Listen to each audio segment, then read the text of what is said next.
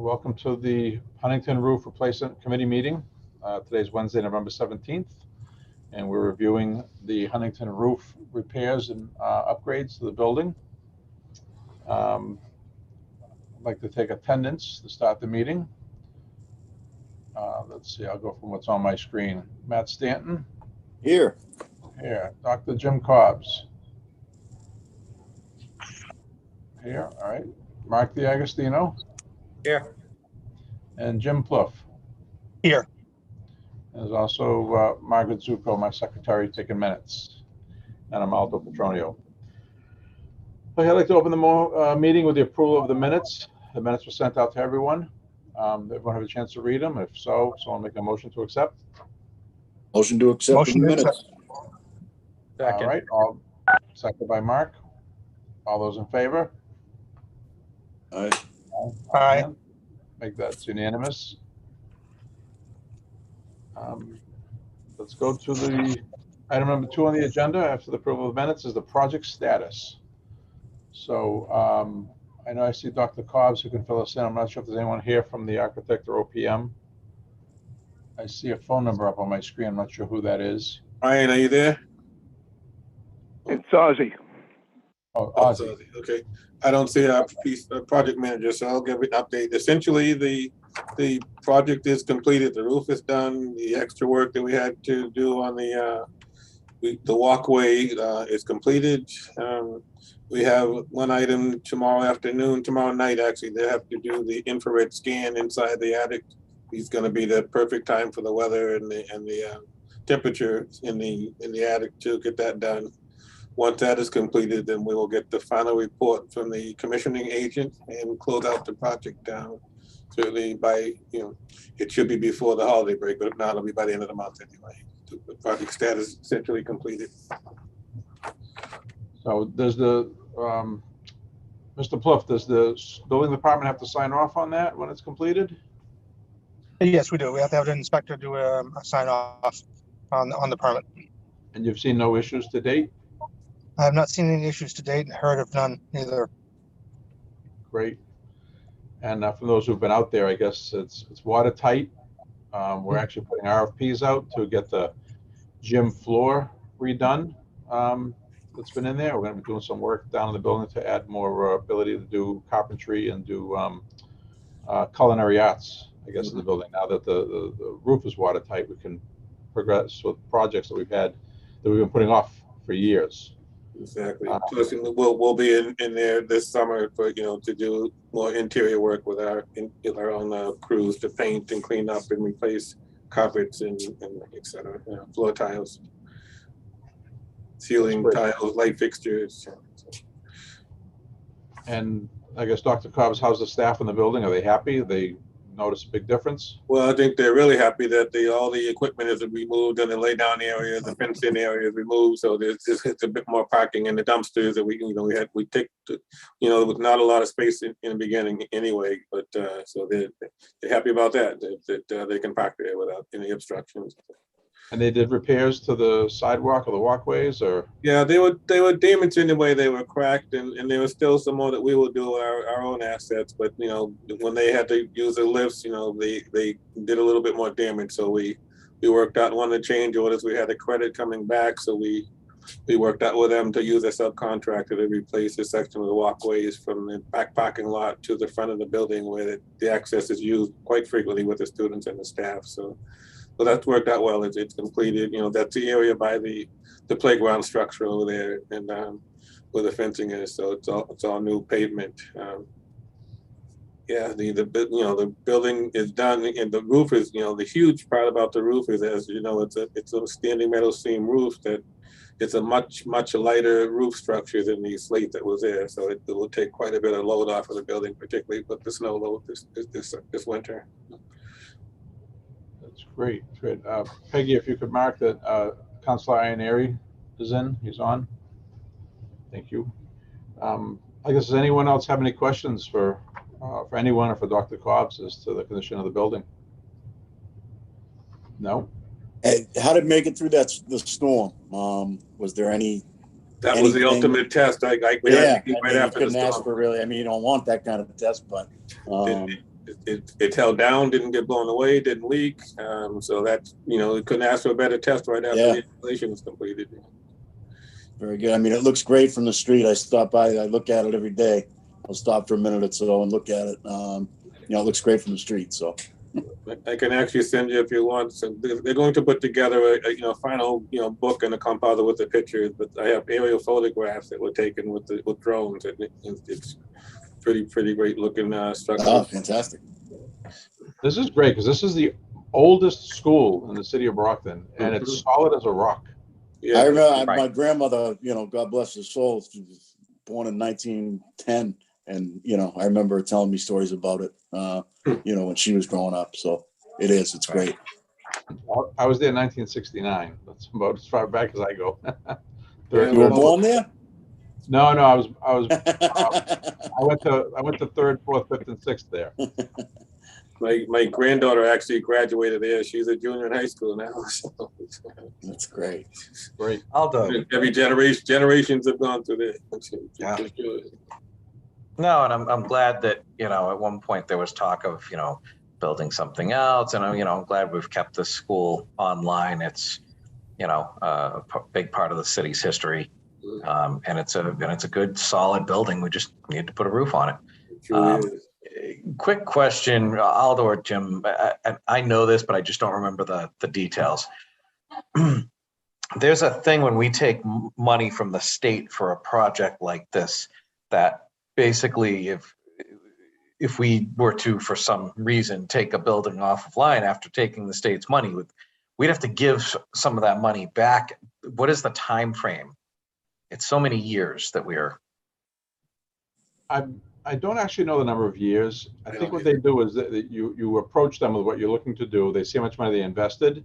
And let's say, it's a 20-year roof. They might take that and divide it over 20 years and say, here's how much we feel that you've used or depreciated. So I think it's all depends if you put a boiler in or put a roof.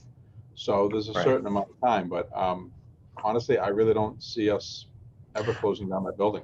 Well, and that's why I asked, because once upon a time when I first came onto the committee, there was concern in the neighborhood that that was a possibility. And so one of the things that now folks that live around that school can be reassured is that ain't happening anytime soon, because we don't want to give the state back any money. Exactly. The other side of that coin, Mr. D'Agostino, is that we're still looking to expand, and we actually need a whole, like we talked at the school committee meeting for the preschool, we need a whole nother school building. So we could actually use that building for a preschool for 1,100 students if it wasn't with the Huntington school. So we're not going anywhere. We're homesteading that building for quite a while yet. On our latest round of ESSER funding, Dr. Cobbs is putting out an RFP to have every school building reviewed for their HVAC system, so that we can upgrade and move more airflow through all our buildings. So, in fact, it's got a solid roof on it now. We're going to redo the gym. We're going to look at the HVAC system in there. Awesome. So we're back to being a regular, viable building. Absolutely. This is great. It's 4 years old, and it's not going to fall down. So no, and I think fixing it was the right thing to do. I know Councilor Ianieri, you and I spoke way back, probably 6 years ago now, when there were discussions about what to do with the building, and we certainly agreed that fixing it was the way to go. So I'm glad like I've said before, I'm glad we're doing that, and I just wanted to make that point for anybody who might watch this. I thought it was an important point to make, to give the neighborhood some assurance that there's no intention to do anything different than use the building now. Now we've invested money in it. We've taken money from the state. They do not need to worry about that building and closing, because I know that concern was out there 6 years ago when I first came on. Actually, we will continue to make other improvements. We're looking forward. We're going to do probably an RFP to seal the building envelope, to repoint the building at some point in time, and perhaps windows, replacement, so it's fully watertight and solid for quite a while. Just to point back to the councilor elect, and I'm proud to say that I can use that. Mr. Congratulations. Thank you. Position in a short time, but I wasn't even a councilor, I don't think, more than 4 years, and I have to say that yeah, there was a point when two school committee members, one of which was Mayor Carpenter, Bill Carpenter, and another was Mr. Minicello, that thought they were going to have a sneaky meeting with parents and decide to close the school until I came into that meeting room that night, and I said, not as long as I'm still alive, it's never going to go nowhere. So it never did happen. There was restructuring of the school building itself to moving, the children over to the Gilmore. And that came after, a few years after, to be truthful with you. But and I agree with Mark too, and I agree with Aldo. I mean, that to me, that's the gem of the south side of this city. Okay. And still, it's great looking at it right now and seeing new walkways and seeing those big pine trees down. And my aunt, who's been deceased for some time, but she went there as a young gal when she lived on Warren Avenue, and she always, when she came to Brockton, had to go visit the Huntington School first before she came to visit the road. So it just goes to show that I hope that building can stay there for a long, long time, to be truthful with you. And it's solid. Another thing of value for that particular building is, it's been modernized somewhat already. It's one of our buildings. There's a few that do not have elevators. As a school, that's critical. This one has a newer elevator installed, and it's we have where the Gilmore School moved to does not have an elevator. So we have a couple other ones like the West. West has one. The North Junior High doesn't have an elevator. The East doesn't have an elevator. Most of some of the older schools. So that makes it a valuable asset to hold on to for as far as the school system is concerned. Well, that school, if Aldo went there, there's no doubt there's plenty of Italian olive oil in those bricks. So that's why that thing's going to stay strong for a long time. That was just for my lunch bag. Yeah, Ozzy here. I got a question. Is it the technical part of that, as far as computers and stuff? Is that okay, solid at this point? Well, absolutely, yeah. We have our fiber optic network in there, and our new phone system upgrades in there. Our radio system upgrades have been put in there. So again, we've invested money into the school. The roof was okay. That's good. Yeah, I remember when he did the furnaces and everything else. So, yeah, absolutely. One other thing, would it be wise to put older kids in a school like that, since it is a little older and maybe doesn't have everything that the advantages of for younger kids, like there's a mix that out there as a question. The students that are attending now are from essentially K through 12. They're all grades. It's a therapeutic school program, so it's different. Oh, okay. So there are older and younger students. Yeah. And that elevator is working, right? Yes, absolutely. Yeah, I've used it a few times. Okay, all right, and that would take care of it for those kids. All right, that sounds good. I believe in the old schools like that, because I don't care what you build today, you can't get the same materials to build the schools as strong as those. Exactly. Anybody that does any building would know that. And the people have been around. Us people have been around for a while. We remember when they were built as bomb shelters. They had the radiation sign on the outside. Yes, that's true. It's one of those buildings. It's exactly what it is. Remember that. From some of the things that are going on, if you're watching worldwide news, you may get those signs back up there again. So yeah, tell me about it. Try not to think about it. Yeah, seriously. All right. If there's no more questions, I guess we can move to payment of invoices. On the list, number one are two applications number 6 and number 7 from Capeway Roofing Systems. First one is $199,124.75. And the second application, number 7, is $49,090.30 for a total of $248,215.05. I'm just trying to look at the overall forms, if this actually closes out the project, if this is the total amount. I think it is. But either way, that's Capeway Roofing. If someone would like to make a motion to approve their payments. So move. Just have one quick question. I don't know if that's the one or not. In the email I got, the Rec 7, I don't know if anybody noticed the paperwork. I got paperwork for another school. It showed Capeway. is doing work or has done work at another school. So some of the paperwork I got was from Matt. I just wanted to make sure it's. Does it say what school? Yeah, it's the Hubbardston Center School, Yeah, Quabbin region. that's not us. Yeah, this is definitely not us. I just, Cape Way must have submitted it at some point. I don't know.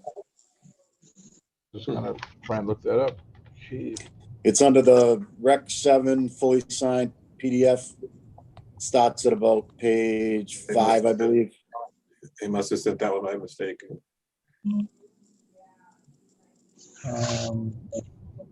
It really just looks like, honestly, it just looks like their payroll records. But I just wanted to make sure it came in the email that, we don't sign off on anything that isn't us. Right. No, good eye. Aldo, do we need to do anything to eliminate that, or do we have to ask them to resubmit it so that there's no issues with it one way or, I don't think we later? do, because we're only approving what we're talking It's not about. ours, I understand that, but if it's in with something they submitted to us, I think we're obligated at least to get back to them, let them know. And then I was asking Aldo from a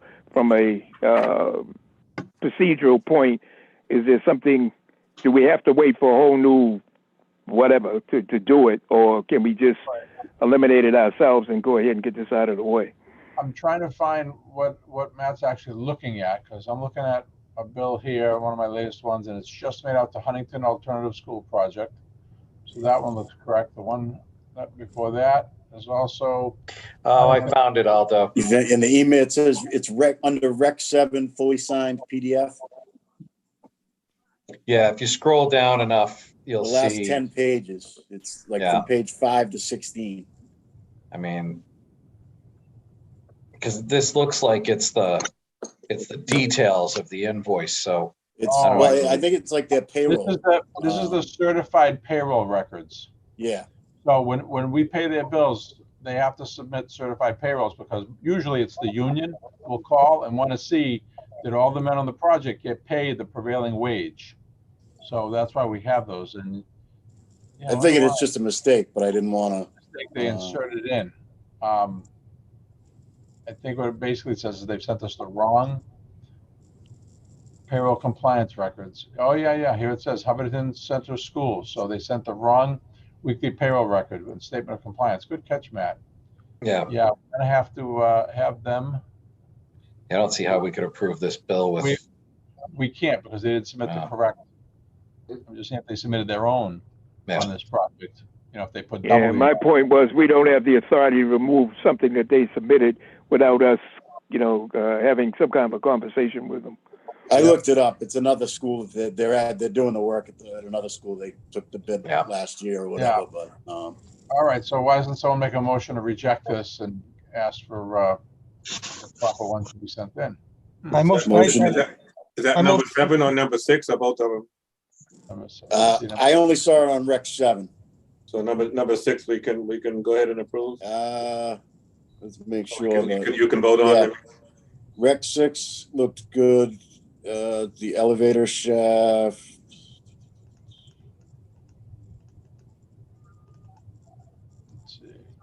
Let's see. Is that under one number, or are they separate numbers? It's an invoice, separate invoice, 13726. Yeah. So if we did it the old way, where we took each invoice by number and approve it that way, but leave that one out and still do whatever you want to do, we could probably do it that way. But I wouldn't do it inclusive. Number 6. Right. We used to do each one singly before. Right. Is it possible to table that until for more documentation instead of denying it? Yeah, we can table it. Make a motion to table it until the correct invoice is submitted. That's invoice number 13812. Yes. 13812. Yes. I make a motion to table that invoice.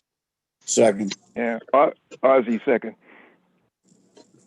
So we modify the original motion to only pay application number 6, which is 13762, the invoice number. Well, we didn't get a second on that, I think. Did we? Right.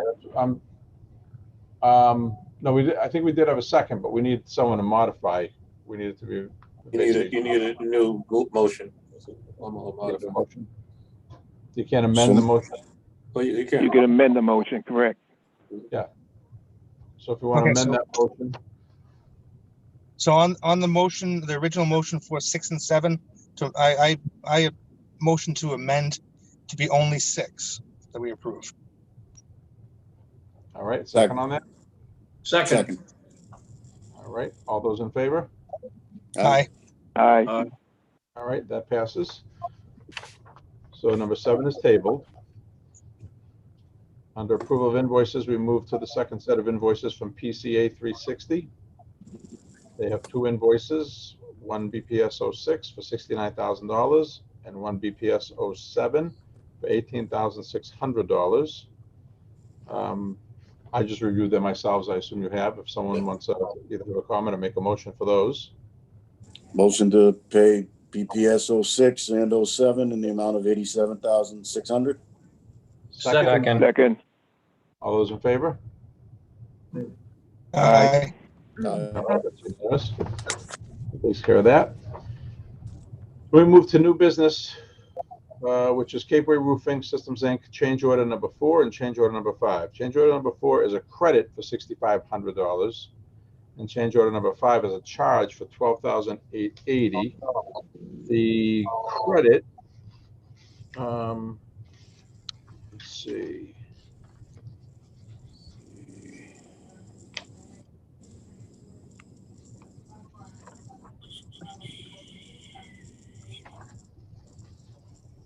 Actually, the 12,880 is actually change order number 5. 5, yeah. I think it's just a typo. I think these are change orders number 4 and 5, not change orders. Oh, I'm sorry, I read it wrong. It is. Change order for number 5. Yeah, number 5 is 12,880, and that says replacement entryway concrete walkway. That's what Dr. Cobbs described to us. And number 4 is deduct for ACM piping not abated, additional scupper piping to locate away from window openings. So I assume that's the downspouts taking water away from the building. Right.